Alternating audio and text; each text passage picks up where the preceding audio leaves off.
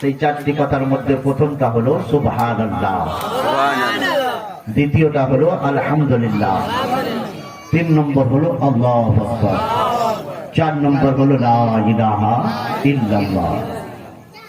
এই চারটি কথা শুনতে আল্লাহ বড় ভালোবাসে। দ্বিতীয় হাদিস শুনুন যে সুবহানাল্লাহ আলহামদুলিল্লাহ এই সমস্ত পড়ার নেকি কতটা।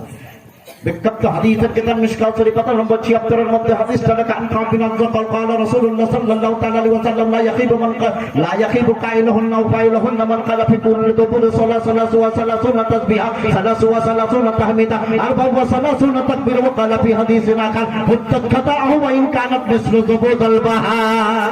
সুবহানাল্লাহ।